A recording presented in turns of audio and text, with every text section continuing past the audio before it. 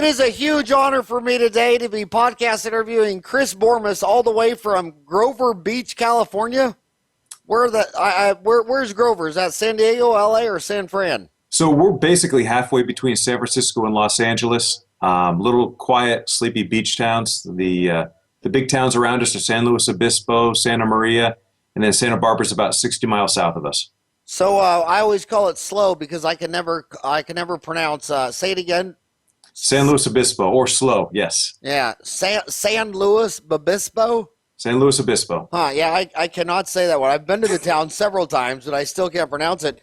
So tell us, you got an interesting story. Let me read your bio. Chris Bormes graduated from Gonzaga University and attended the Dental Laboratory Technology program at City College of San Francisco. He owned both International Congress Oral Implantology Fellowship and Mastership, congratulations, in dental technology. Graduated from Ticonium's and Bego's partial denture programs, is a candidate for CDT in Complete Dentures, and wrote the Preat Corp technical manual. Bormes joined Preat Corp in 1997 and was president in 2010. That is an amazing accomplishment. Thanks for accepting my invitation to be on the show. So tell us the story about Preat, because your father was involved, right? Did he? Go back all the way to Dad and tell us the whole story. I'll shut up. My father graduated from University of Minnesota and joined the Patterson Management Trainee Program. His first time visiting a laboratory, he fell in love with it. He asked the owner if he could come in and learn dental technology from him. The owner said, this kid's going to leave in a couple of days. So he had him basically scrubbing floors and cleaning the plaster traps for the first week. Second week, when the kid kept on showing up, he decided he'd teach him. And he fell in love with the laboratory side.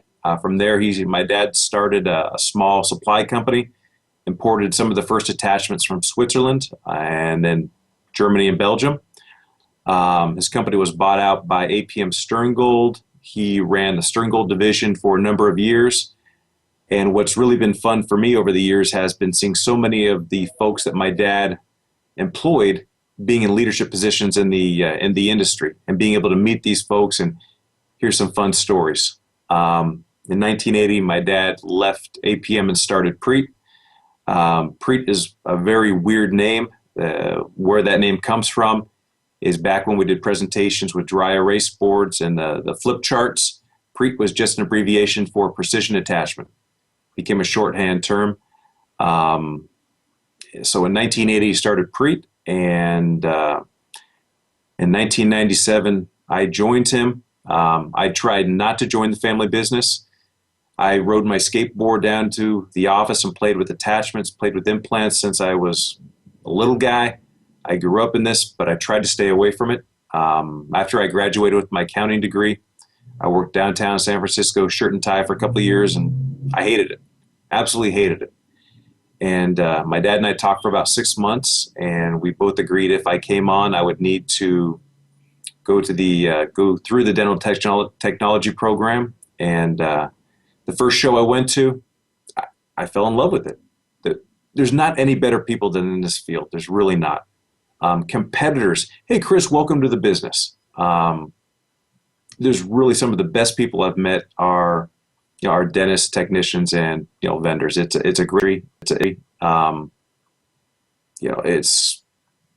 We have a passion for it. It's what we do. And so I guess to shorten my story a little bit, 2010, I was named president.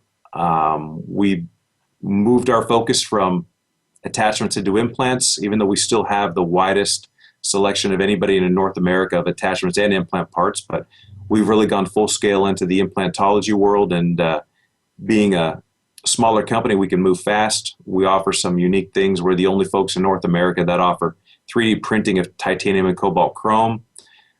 We have some fun stuff on the way with angled access channels for screw-retained fixed restorations. And, the company's growing fast. It's a fun place to be. And I think it's a great time for all of us in this field right now. Well, that's an amazing story. Let's start with your most bread and butter. A lot of these attachments, you get really good at fillings because you do 5 a day. Right. You are less good at like a denture because you do 1 a month. Sure. and a precision attachment might be, for the average person listening, might be even less rare than that. So what will you just like start talking with, like, what is your the thing you sell the most, and when is it indicated, and what? Sure. Yeah, go through your bread and butter of what Okay. they need to know about attachments. 20 years ago, our bread and butter was partial denture attachments, Sicas and many Dalbos, you see ERAs, things like that. Nowadays, it's definitely overdenture attachments, most of the time on implants. Our largest seller is probably by far the Locator attachment. Indications for that are simply going to be, it's going to be a tissue-supported case. It's for a patient where there could be reduced vertical. It's the lowest profile option available. It's nice for a patient with limited dexterity because it does self-align and rotate to make it easy for the patient to see. And there's 9 different retention levels, which is really nice because it really allows you as a clinician to customize the prosthesis to fit the patient's needs. You could have a 35-year-old edentulous patient that looks like they play, linebacker for the Chicago Bears. You're going to want a little more retention there versus, Mrs. Jones, who might be 92 years old and, has a hard time inserting and removing the prosthesis. If we're sticking on the overdenture stud side and keeping in mind when we're talking about overdentures, one of the major indicators of using a stud versus a bar is going to be that residual ridge. With stud attachments, the ADA came out a few years ago saying that the standard of care for the mandibular edentulous patient was a 2-implant overdenture. But if that patient has a really flat, atrophied ridge in the posterior, the patient's going to turn back to you and say, hey, this feels loose. The attachments aren't giving me retention. Well, really what's happening is that ridge, there's nothing for the flanges of the denture to grab on. It's sliding side to side. So if you have a patient with a really atrophied ridge, that would be a number one indicator to use a bar. They give you more stability than a stud. But if you have that patient who's got maybe a taller knife edge ridge, a ridge that you can get stability from engaging the flanges of the denture on, it's a great indication to use a stud and use a locator. If you have questionable implants, questionable teeth, and you want to protect them, something like an O-ring is a great option. O-rings provide the most resilience of any attachment. Some of the contraindications would be it takes more vertical space, it doesn't correct misalignment of abutments as well, and sometimes there is more servicing on O-rings because there's not a lot of surface area retention between an O-ring, the rubber portion, and the abutment itself. Another stud option would be a magnet. Back when I started, I fell in love with magnets. We had just gone through the magnet phase in the late 80s where a lot of them had corrosion. We don't sell a lot of magnets anymore, but they need to be in everybody's toolbox for the patient who might have Parkinson's or might have had a stroke, or you have a caregiver inserting and removing the prosthesis. Magnets are ideal for patients who don't have dexterity. The magnets that we're providing for clinicians right now are really for patients who had locators or balls or O-rings and don't have the dexterity, are converting over to magnets. With magnets, there's no path of insertion, there's no lateral forces on the abutment, but probably the biggest downfall is there's no stability. So going back to that patient with a flat atrophied ridge and you have 2 implants in the canine or in the lateral position, that's not a good candidate. They're not going to be happy. And probably the last stud attachment I would touch on would be ball abutments. We have a unique female that fits a 225 ball. And 225 ball has kind of been the standard over the years. Astra, 3i, Nobel, Straumann. The implant companies pretty much have used a 225 for years. The 2.5 millimeter ball is utilized by BioHorizon and Zimmer right now. But most of the balls are a 225, and they've used that all-metal female, the Dallabona style female, which work great, but they just engage the height of contour of the ball. And sometimes you'll see the patients present, and the spears that are in the mouth, the sides are worn flat, and you're having a hard time getting retention with the female portion. And we have a 225 female that has a little cross-section, flexes, grabs. So I'm a big fan of using spears. They give you retention, they give you stability, and they also give you some of that hinging movement. Because really when we think about a stud attachment, 2 implants in the anterior, we're going from abutment supported to tissue supported every time the patient functions. And having something that can control that load and give you that hinging to help protect the abutments is really key. Locators do a great job of that with the pivoting. Balls give you the ball and socket movement. It's really important to have. So when you ask what some of the big ones are with the attachments, Locator number 1, the Clicks ball would definitely be number 2, O-rings number 3, magnets number 4. Those are probably the 4 different categories of stud attachments that we see moved. And then, of course, when we get to bars, there's 3 different types of bar attachment retainers. There's direct retainers where, like a hater bar or dolder, where a portion of the retentive element's built into the bar. There's offset where it can be like a plunger or a ball on the side of the bar, or you can put the attachment on top of a bar. You can thread a locator, you can cast a locator, you can put a ball, O-ring, things like that. I want to say probably the 3 more popular options we see in this market with direct retainers, 90% are hater bars. You have the metal clips, you have the plastic clips. And there's a lot of servicing done on hater bars too, because bars did have a decrease in popularity for a while. We see that definitely coming back now with a lot of the CAD/CAM options. With hater bars, there's different retentions of clips. They provide rotational movement, but they don't necessarily provide vertical movement. If you have the all-metal clips, which sometimes we've used over the years, if there's wear on the bar, you kind of can crimp in the metal clips to compensate for wear on the bar. Those metal clips give you both vertical and rotational movement. So if you have that 2-implant hater bar across the anterior, it gives you a choice. If you want both that vertical and rotational movement, use the metal clips. If you just want the rotational movement, use the plastic clips. Taking that a step further, if we have 2 more bar segments or 2 cantilever portions coming back, and you don't want to have that posterior liftoff, that's an ideal case where you're going to use the plungers, the plunger lock attachment. The plunger lock simply engages a hole underneath the bar or in the side of the bar, and it stops that posterior liftoff. So it makes it rigid or non-moving for the patient. And really that's what most patients want, is they want something non-moving. They want natural teeth that look and feel like their old teeth did. Third option are the sagittal balls on the lingual, on the buccal, wherever you have space. The sagittal balls don't take a lot of vertical space, and if you offset them, one on the lingual, one on the buccal, they do a great job of providing retention and stability. So Man, I feel like I'm listening to the Sir Isaac Newton of attachments. I'm sure you made your dad proud. Do you ever go to the Cologne meeting in Germany? Absolutely. It's one of the benefits is I think I've been there for the last 8 or 9 meetings. Yes. Yeah, and you know what? I love the European culture better than America, because in America, you go to the Cologne meeting and you meet all the owners and founders like you, and you talk to the horse's mouth, and I love your knowledge, your passion, your wisdom.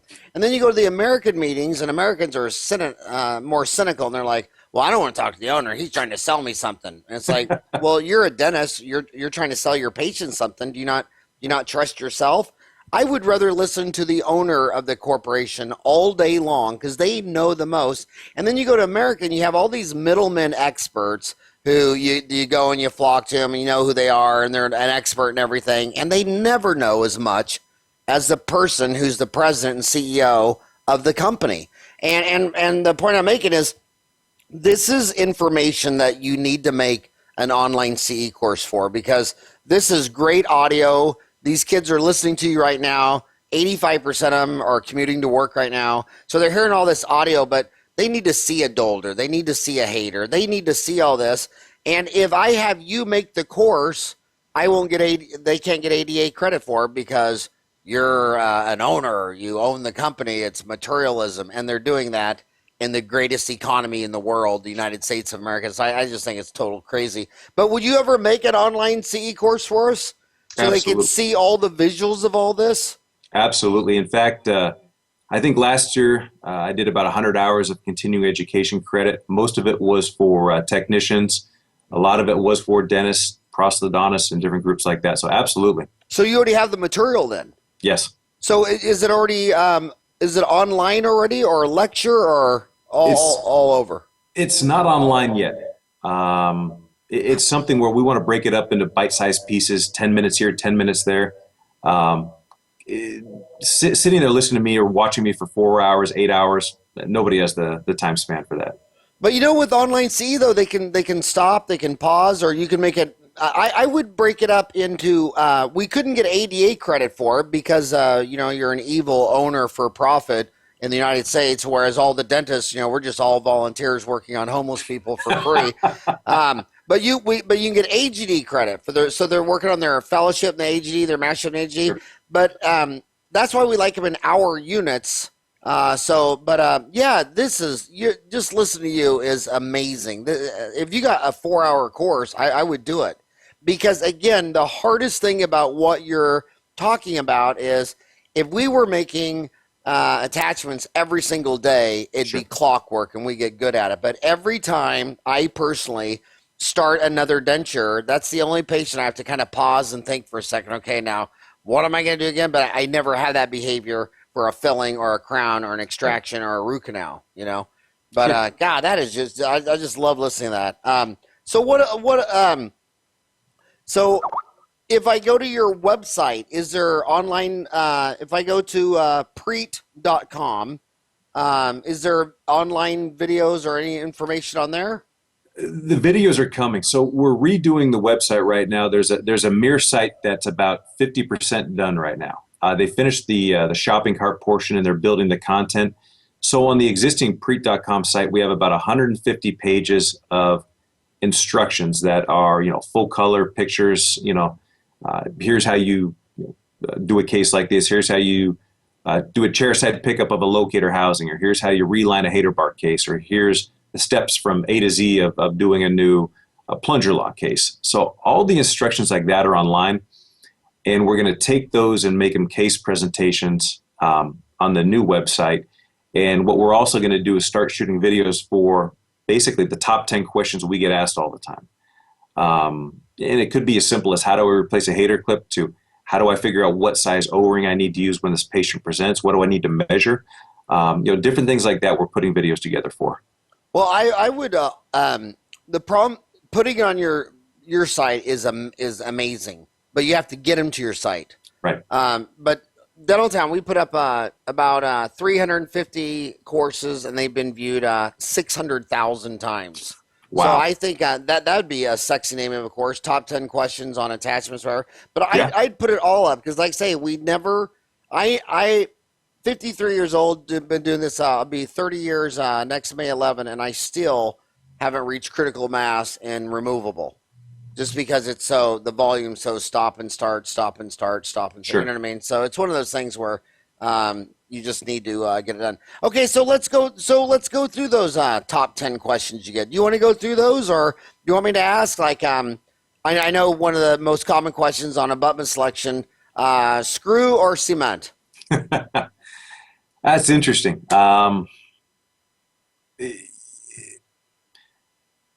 When it comes to screw versus cement, obviously a lot has to do with implant position. If we're talking about number 8, number 9 in the maxilla, where the bone is facially inclined, traditionally that's been difficult to use screw retained, just because the screw would be coming out through the through an aesthetic area or through the incisal. There's a lot of new options coming out right now where you can move the angulation of the screw channel. We've been using some technology on our in-house printed bars for the last 3 years to allow movement of the screw access channel close to 30 degrees. And soon that's going to be available for the U.S. market for about 200 different platforms.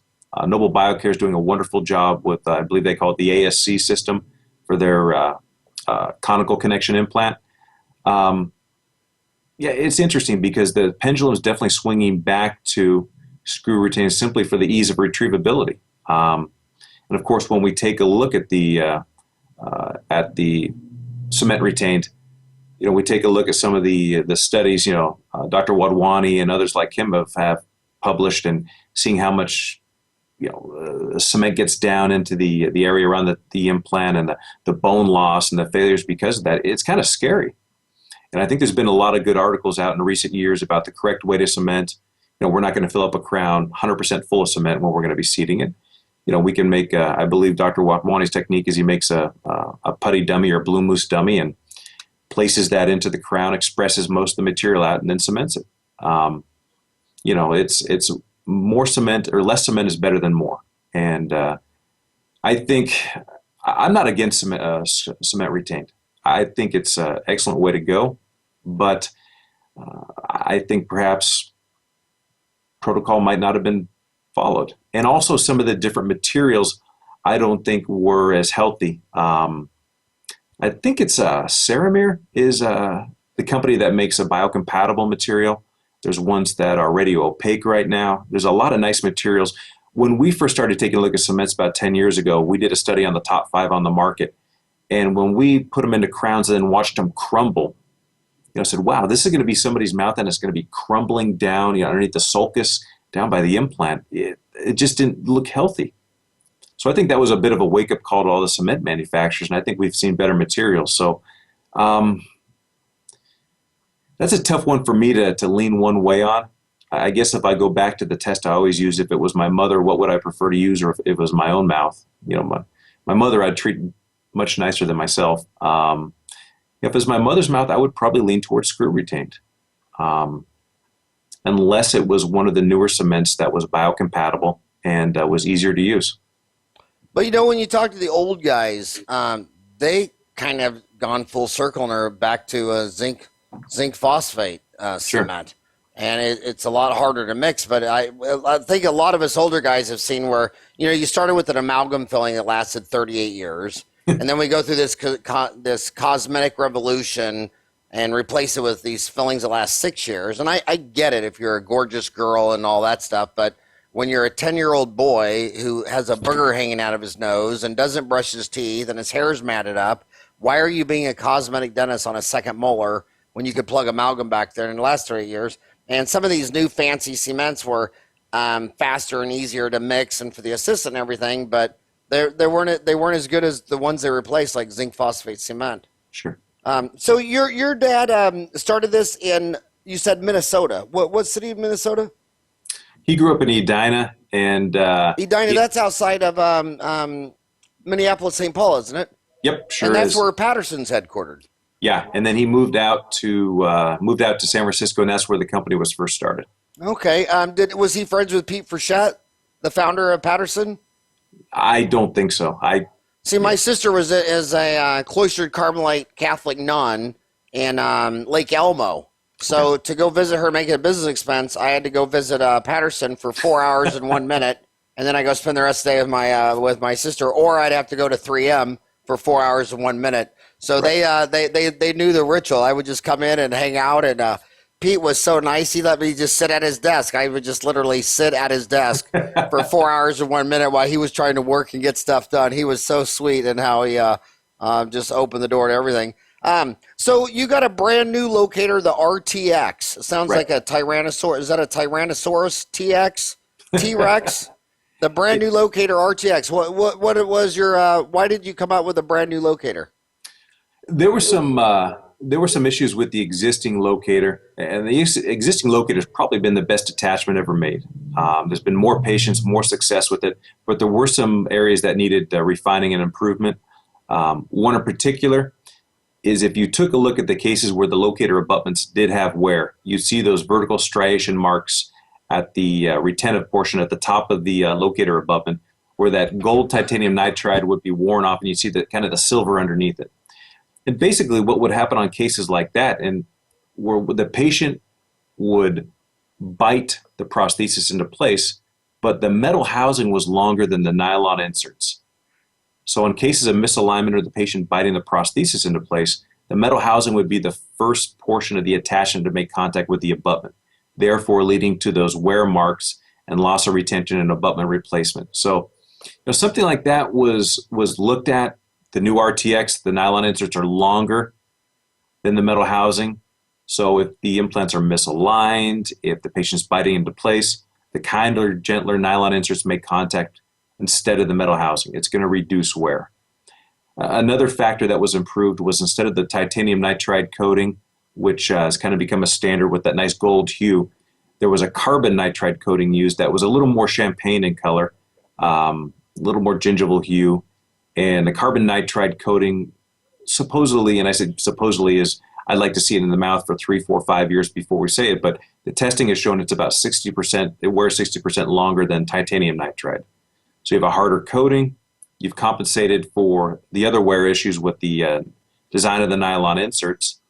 The other nice thing about the R-TX is, as a clinician or even as a technician, we're always looking down tunnels of either gingiva or stone, trying to figure out what the angulation or the divergence is between our implants.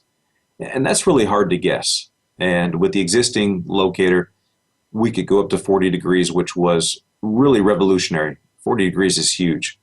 The new one allows you to go up to 60 degrees. So some of those cases where, we place the implants where the bone was, now what do? We can use an R-TX on it to compensate for it. One example is, we're seeing a lot of these elderly patients who have the fixed detachables or the hybrids in the maxilla, and they, as we get older, obviously our dexterity doesn't improve, but we're asking these patients to come from the lingual twice a day and try and clean, because we ridge lapped or compressed tissue to eliminate the black band or eliminate the whistling and maintain the phonetics for the patient. But we've created a situation where it's really hard for the patient to clean. And as they get older, you go to remove that and clean it. It's, the gingiva is pulling away because there's calculus and there's bacteria on the intaglio of that fixed detachable. So we have a patient that can't keep it clean, has a hard time with it. Removable is the way to go. But if it was a case where, let's say, the all-in-4 treatment modality was used, our two posterior implants are inclined at between a 17 and a 30 degree. That's really hard for attachments to compensate for. Now, we do have a locator that can go on top of a multi-unit. So you can keep your angled multi-units, put two locators, stud locators in the anterior, retrofit it over. But with the R-TX, you don't have to use those multi-units unless you want to. You can handle that divergence of the all-in-4 treatment modality and take that patient that can't keep that fixed option clean and convert it to a removable option. So with the R-TX, there's a lot of, I think, improvements to the system. One other improvement I'll throw out is with the existing locator with that unique triangular driver. That became a food trap, became a bacteria trap for patients that didn't have the hygiene to keep it clean. You'd have the pink, the blue, the clear, the regular inserts, trying to seat into that pile of debris, and you have the inserts, either warping, not seating, the patient coming back saying, I can't get it down, biting into place, breaking it. The new locator, the internal portion is not for retention, it's just an 050 parallel walled recess. So an 050 driver is pretty universal. Astra, BioHorizons, Old Nobel. You're not worried about it because it's parallel walled about food or debris getting in there. There's a lot of big improvements with it. And going back to the locator, and I don't want to sound like a shill for the locator right now, but I think the biggest reason I think it's the best attachment option available is simply because of the way it works, where that nylon mail stays in intimate contact with the abutment. The nylon mail is not moving up and down on the abutment when the patient functions, when they're chewing and swallowing. It's always the metal housing pivoting and moving around the nylon. If you compare that to an O-ring or an ERA or some of the older attachments like that, that nylon mail or insert is always moving on the abutment when the patient functions, and that's going to cause more wear on the attachment. So it's some of the new technology with the R-TX is going to be wonderful. Also, the pivoting and some of the movements that made the locator a success were kept in the system. So, well, how you just said you don't want to make this a Locator R-TX show. That's an American thought. Stick with the Cologne thought. You know what I mean? America would be better if like say you go to the Cologne show. There's no speakers. Right. There's no, which I call middlemen. Right. You just go around and talk to the owners. And I can assure you, I've been doing this for 30 years. You know more about attachments than anybody I've talked to in the last decade. I mean, and your passion and your knowledge. And also, I'm afraid that you might not know how much more you know than the dentist. So when you're doing that online C-course, don't try to cram it down into, half hour, 2 hours. I mean, this is amazing information, and it's all in the details. I'm going to go over a couple of mistakes I did going back 30 years, because most podcast people are young kids.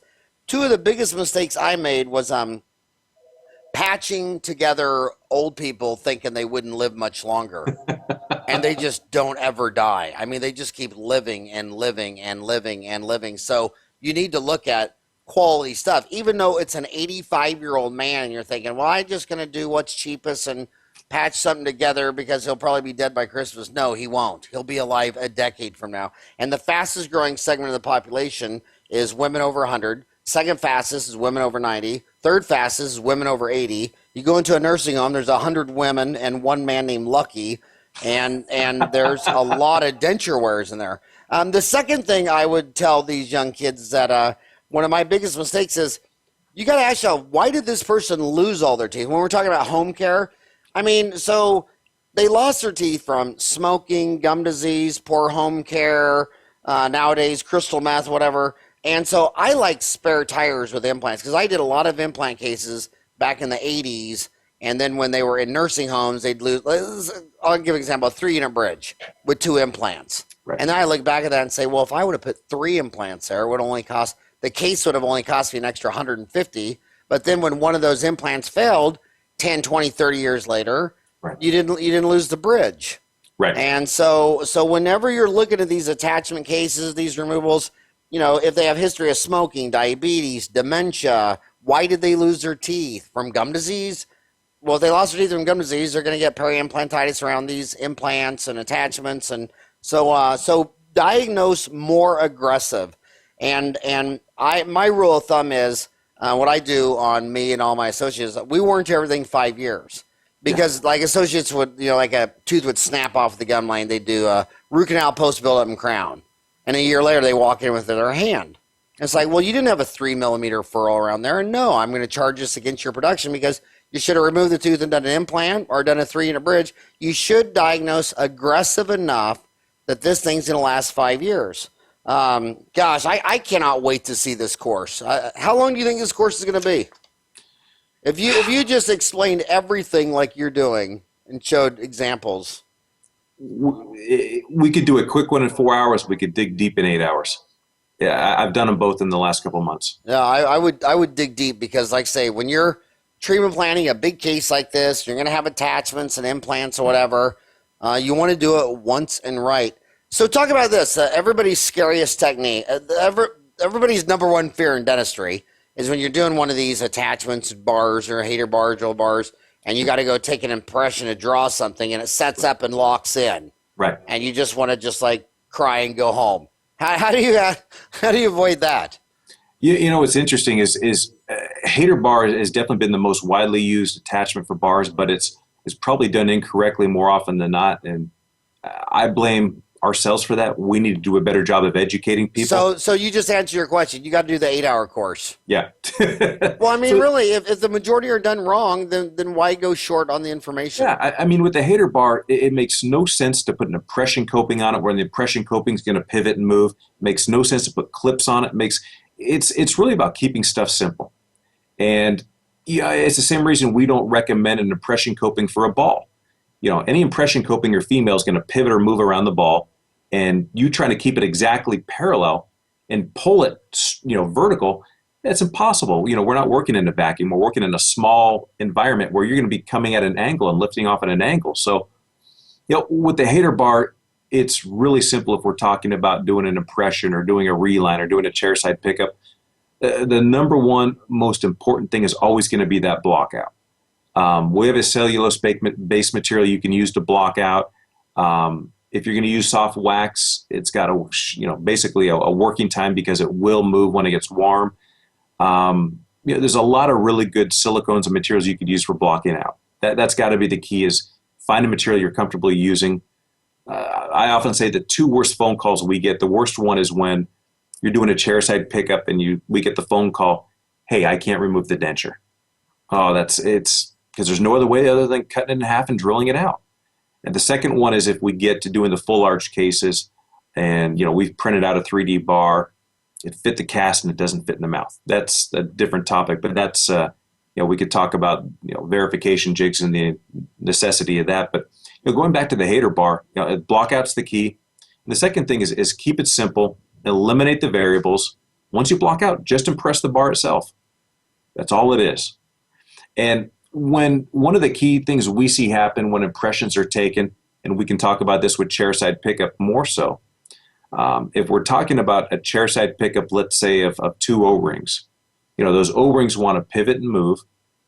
And if we're doing a chairside pickup and all of a sudden we have the assistant hold the prosthesis in place and the patient comes down and bites and clenches in the posterior, that's going to compress the posterior tissue and the anterior is going to lift up. It's going to take the attachments out of alignment. And so we see that with impressions. We also see that with chairside pickup. So quite simply, if you're doing a pickup of attachments, have a couple cotton rolls over the patient. Have them. Of course, you need to equilibrate the case. Have the patient come into occlusion. But once you have that determined, a couple cotton rolls over the attachment, finger pressures over the attachment is all that's needed there. Second thing, and I know I'm transitioning from impression to chairside pickup. Besides the block out, besides maintaining, is always cutting lingual escape vents. Just when we talked about how much material you're going to be using to cement a crown, you'd rather have too little material inside the prosthesis to pick up an attachment than too much material. Too much material, it needs to go somewhere. That housing or that female component is going to displace your pickup acrylic, and gravity's going to take care of it. It's going to want to push down, for example, on that lower denture. And if it goes down, if it doesn't have an escape vent, it's going to lock in the attachment, and that's where we get the phone call. So just take a small little round burr, cut a little lingual escape vent into that access channel you've created for the attachment, and you'll see the excess material shoot out. It's simple, it's easy, eliminates the hydraulic effect of self-curing acrylic. Especially with hater bars, keep them simple. Block out, impress the bar. We have analog bars you can score or put little measurements on, take a black Sharpie just so the lab knows where to cut it or you cut it. Stick that in the impression, lab pours up the master cast, and you're ready to go. So to me, it's really all about keeping it simple. So when you're talking about bars, you were talking about milled or printed out. So are you actually starting to see the printing, 3D printing in your industry now? Absolutely. In fact, for the last almost 3 years, we've been providing laboratories with 3D printed titanium and cobalt chrome bars. Really? Yeah, it's amazing. Every time we have a finished case here, those of us in the technical department, we all get together and we're like kids at Christmas. I mean, it's amazing what we can do with printing versus milling. So you've been 3D printing for 3 years? Close to 3 years, yes. Wow, and you like that better than the lost wax technique, or? Absolutely. I mean, the lost wax technique. When we come to bars, one of the slides I have is it compares the advantages of CAD/CAM milling versus lost wax technique. The only advantage I can see for the lost wax technique is speed. You can do it quickly, but when we take a look at printing or milling, I mean, it's biocompatible, it's tension free. A lot of times there's a warranty on the bars. Just the fit is better. There's one less appointment because you don't have that cut and solder appointment. You're trying to cast bar, with the one screw test, it's not passive. You're cutting it, sending it back to the lab, soldering, the patient's coming back again. So you're eliminating one entire appointment with milling or printing of bars, which is huge in the economic climate right now. When it comes to CAD/CAM bars, besides speed, I can't think of a single drawback, especially with the price of gold and precious alloys continuing to go up. When we first started, we were involved in the milling of bars about 7-8 years ago. I think it was about 2007, 2008 when gold really started skyrocketing. And it was really interesting because if you talk about a cost of X amount per bar, and then you hear somebody say, "Oh boy, that's way too expensive. I can do it in the lab for this much." But when you take into account cost of alloy, the cost of having a skilled technician do it, and that's a topic we should touch on, Howard, is we're going to have a major crisis. We do have a major crisis with the number of skilled technicians we have right now. That's something I'd like to touch on later. No, touch on it right now. I mean, the reason dentists can hire hygienists because the dental schools started hygiene departments. Right. And those same damn dental schools closed down all their Crown and Bridge certified dental laboratory programs. How many certified dental laboratory programs were there in 1970, and how many are there in 2016? It's scary. It's I mean, what are we down to? How many programs are left? 16 or 17. I know the school. Yeah. And how many were there 50 years ago? Gosh, I think there was 70 or 80. Yeah, and I remember when I lectured the first time in Australia, they didn't have hygiene schools. And when you're talking about hygiene, the dentist comes and says, well, we don't have hygienists. It's like, well, dude, get on the ball. And it was actually Trish O'Hare, who was a major influencer getting Australia to do these. But, I mean, but yeah, when I got out of school, there were 15,000 laboratories. Now there's 7,500, and most humans think linear. They think, well, there's 15,000, now 7,500, it'll go to zero. They don't realize everything's an emotional, imperfected decisions made by humans, which is why you have real estate cycles, agriculture cycles, sure. and the same thing they think with corporate dentistry. They see where it was 10 years ago, where it is now, so they literally plan out that we'll all work at McDonald's in 25 sure. years, because they don't realize that what goes up oftentimes comes back down. But talk about your thoughts on dental laboratories. I mean, these dental schools need to get in gear and start opening back up these programs. Yeah, it would be great if the two programs could tie together. If some of the schools could have a 2-year, 4-year laboratory technician program where the technicians worked with the clinicians. I mean, we have a group of laboratory technicians right now who, a lot of them are working chairside to help out the clinician, but prior to that, they didn't know what a clinician was going through chairside, and vice versa. A lot of the young graduates coming out now don't know what a laboratory technician does. And the demographics you mentioned earlier, the quickest growing class, 65 and older, a third of them are edentulous. Out of those edentulous patients, 94% are traditional dentures. They're not implant supported. So we have a huge demand coming, and we look at that group that's growing, by 20% in the next 20 years. So, I mean, demand is just going to skyrocket for these services. But, we take a look at the simple facts of where the laboratory technician community is, and LMT published a study last year, and it said over 1/3, I think it was 35% of technicians are going to retire in the next 3 years. I mean, the supply for this is going way down. It scares me, and we have digital to help us. It's a tool.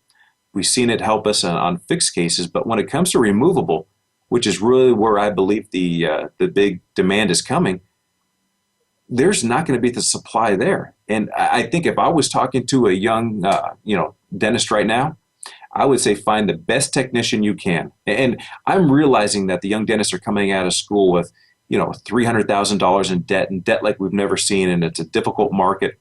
But boy, don't skimp on your lab bill. Find the best technician you can get, the best laboratory that's going to work with you, it's going to partner up with you. And, I think a laboratory technician is gold right now. My books, People, Time, and Money, they never understand the time part. So they'll go to a cheap lab, and then they'll spend half an hour adjusting the crown because they think it's cheaper for them to adjust it for half an hour than to pay more and have it seat, without the adjustment. But when I was little, the Chinese were called communists. You know what I mean? And I noticed that their dental school in Hong Kong, the laboratory class is bigger than the dental school class. Because I see the Chinese government, they're all engineers, they're all planners. So they've built 30 nuclear power plants in the last 30 years from the American company GE, why we've built nothing. We always prayed about how we're democracy, yet we don't get anything done. We haven't built a nuclear power plant in 30 years. We've closed down all of our dental laboratories. I love the Chinese. I mean, I love them because they're non-emotional. Our government's all lawyers. Theirs are all engineers. I call us emotional democracy, and I call them disciplined engineers. Sure. And that's why what you're saying can be proved in China, because when you go to their only dental school in Hong Kong, they graduate more dental laboratory technologists than they do dentists. Sure. I mean, so all the 5,000 engineers in the Communist Party can figure it out. So why can't the emotional democracy Americans figure it out in their 56 dental schools? They're opening up all these new dental schools, but no laboratory deals, and it's a crime. I mean, I guess you're going to have to lose all the dental laboratory technicians before you realize it. And the the one where I see everybody headhunting them out is out of Germany. You know, the country that makes Mercedes and Porsche and Volvo and all the greatest products in the world. That they're still cranking them out. Yeah, and it's really impressive too to see what's happened in the laboratory industry in the last 6, 7, 8 years. 2008 came. You had the push down of the economy. You had the insurance prices driving down. What dentists were getting reimbursed for restorations. I believe, and you know better than I do, I believe it was at 1980 levels. The prices have basically stayed the same. So the laboratories had all these downward factors pushing on them. And of course, there's some boutique labs that do beautiful work, $300, $400, $500 a unit that have flourished. But a lot of these laboratory owners have taken technology and just done a fantastic job not only surviving this down economy, but just they've turned their business into this huge booming operation, and they're doing less with more. And I mean, when I look at the hearing aid industry is often used as an industry that's kind of on par with the laboratory industry. I'm extremely impressed with how the lab industry has come through. It's really impressive. All the downward forces that could have, made it fail. And these guys, the owners have come through and just made it even stronger. But a lot of these Americans, they think, well, the patient's going to come in with insurance and aren't going to pay out of their own pocket, blah, blah, blah, blah, even though they buy $800 iPhones and trips to Disneyland and all that stuff like that. Clear Choice does about 17,000 arches a year at $25,000 an arch. Mm-hmm. And so on these big cases, these precision attachments, these bars, these haters, these things like that, these are procedures set for by your PPO. These are big cases. You can charge dearly for them, really up to $25,000 to $27,000 an arch, and you need to build a Mercedes-Benz. And to build a Mercedes-Benz, you're going to have a great lab. Yep. And they're going to have to understand all these attachment issues. And that's why I am so excited to get you on this podcast. And I'm so excited to talk you into doing a really detailed precision attachment course on Dental Town, because like I say, the problem with your with what you're doing is you just don't reach the critical mass when you're doing, cleanings, exams, and fillings every single day. Sure. And you're doing a hater bar or a Dolder bar maybe every month or two. Right. So it's just a harder thing, skill set to transfer. You mentioned an interesting thing about Clear Choice is one of the studies I read about Clear Choice is they found on average that their average patient before coming to them hadn't seen a dentist in 8.5 years. And, going back to when we're treatment planning, maybe we need to take a step back and say, hey, is this something we can service? Or is this going to hold up to the patient not coming back every 6 months? Every 12 months. And see, I can relate to that because I haven't seen a barber in 20 years. So I've let my head just go completely to hell. What else you want to talk about?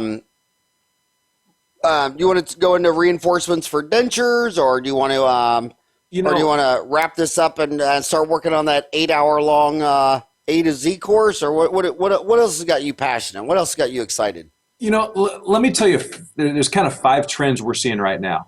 And the 5 trends we're seeing right now that kind of worry me a little bit. One is we're seeing a lot of fix done when it should be removable, and it should be removable in 2 to 3 years. Meaning, there's so many patients where you can take a look at where the smile line is. One of the things in the course I always ask people is make sure you get the iPhone picture, that picture of where the patient's smile line is. If the patient's got a high smile line, they're not a candidate for fix because you're going to have that aesthetic transition. That's a huge challenge. Trying to mask gingiva with porcelain or composite or acrylic is not easy. So we take a look at these patients' high smile line, aesthetics. With the flanges of a denture, you can restore lip contours and make a patient look 15 years younger.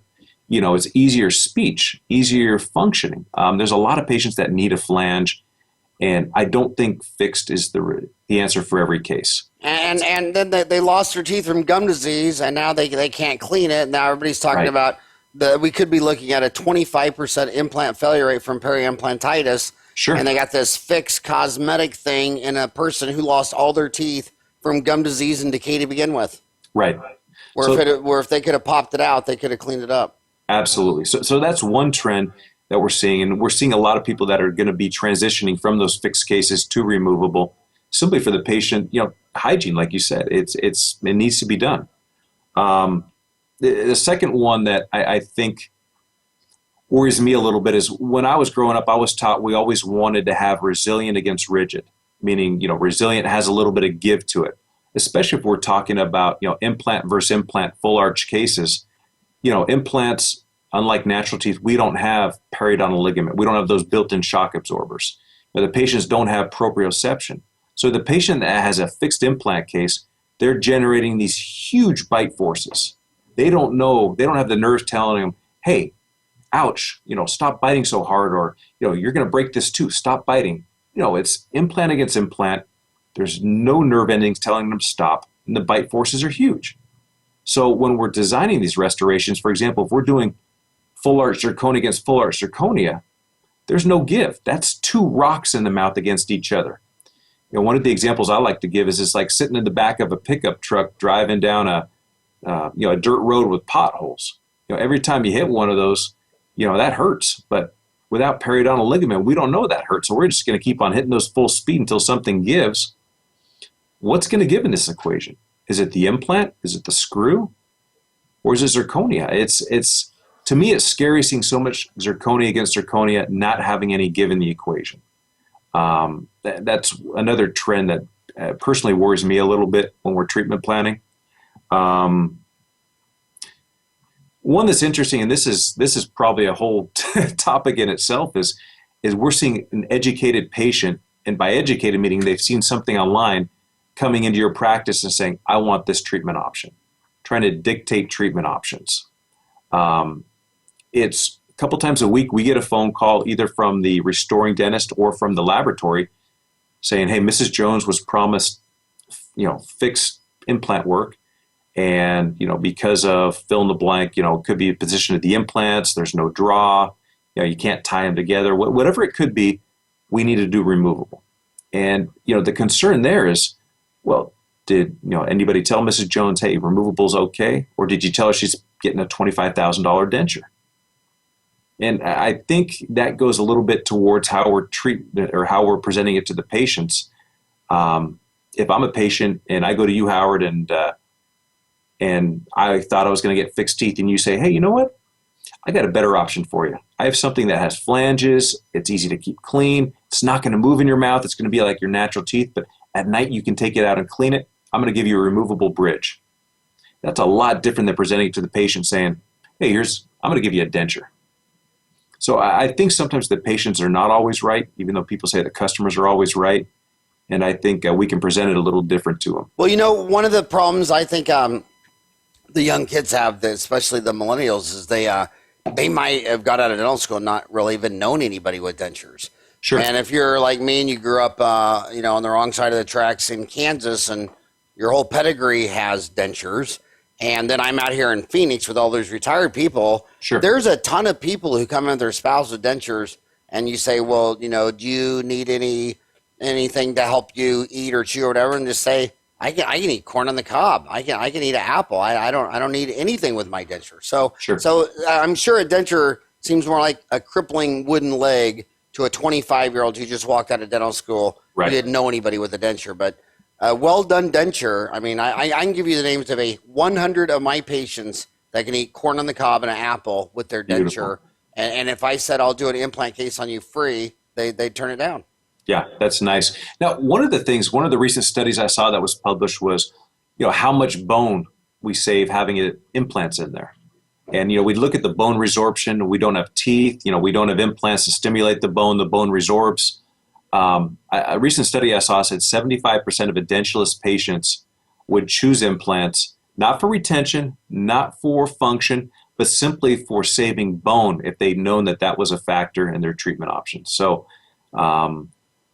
I think that's something that, as clinicians, what we were trying to talk to those 94% of people that don't have implants, we can sell them on improving their quality of life. I mean, that's always the number one factor we strive towards. But hey, also take a look at how much bone you're going to save over the next 20 years. You're not going to have this knife edge ridge and wrinkles, and it's really a big difference.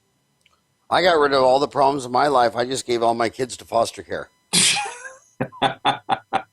Ryan, I wasn't going to tell you till after the show, but so you said there were 5 things that were keeping you up. Yeah, and I would probably say number 4, and this is something we've tried to do, is the record keeping of what implants were placed 20 years ago.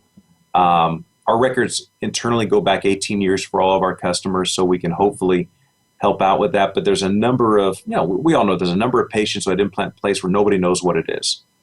There's some great websites out there. What implant is this? It is a wonderful website. Dr. Howell, Dr. Farley put it together. It's wonderful. Are they friends of yours? Yeah. Tell them the best marketing they can do for their site. Have them come on my show and tell me all about that. Cool. Because I'm a big fan of their work. Okay. So one of the things we've tried to do to help out with that is we just released our iPhone app and an iPad app where, it has all of our parts together. It has everything online, but there's a simple thing where you can take an iPhone picture of an attachment of an implant, send it to us, and we'll identify it for you. Oh, wow. So you do it then. Yeah. And also our new product book and our website have about 200 different implant platforms where we show you what the body of the implant looks like, what the hex is, the depth of the hex, the size of the thread, and then it shows you what an x-ray of the implant looks like. So we've tried to help people with that, and we've gotten really good feedback on that. Man, you are a go-getter. There's a need for it. Yeah. So what was the 5th thing that's worrying you? I think it comes down to all the patients kind of being different, but we treat them all the same. I have a hammer, so everything looks like a nail. Not getting up on a soapbox, but I think there's too many patients in the edentulous maxilla who are getting fixed restorations right now. Going back to what we talked about, who don't have the dexterity, don't have the hygiene. Having that flange is just huge for a patient. And we can present it to them where it's fixed, it doesn't move, it has all the benefits of looking like natural teeth, except they can take it out and clean it. I think there's a lot of advantage to a well-made removable prosthesis. Maybe the dentist should start having the hygienist vote on the treatment plan, because she's the one who sees these people on recall and how uncleansable a lot of this fixed is. Sure, yeah. I agree. Yeah.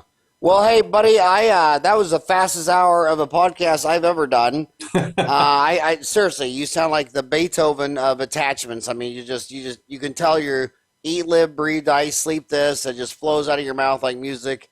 Again, I really want a detailed online C course. I mean, there's kids listening to this right now that couldn't even tell you what the difference between a Dolder bar and a hater bar is, let alone block out for a pickup. I mean, like say we do so many fillings and crowns every single day and week that it's just like it's like your dad telling you to go mow the yard. You don't have to sit there and think, well, how should I mow the yard? How should I approach this? Where should I start?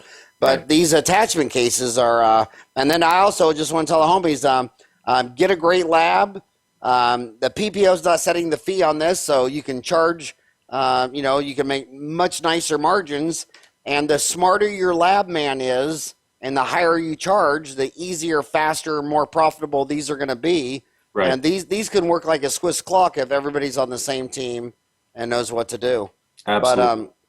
But seriously, thanks for coming on my show and talking about precision attachments. And thank you for everything. My pleasure, Howard. All right, buddy. And Ryan, thank you for helping Dad do this podcast.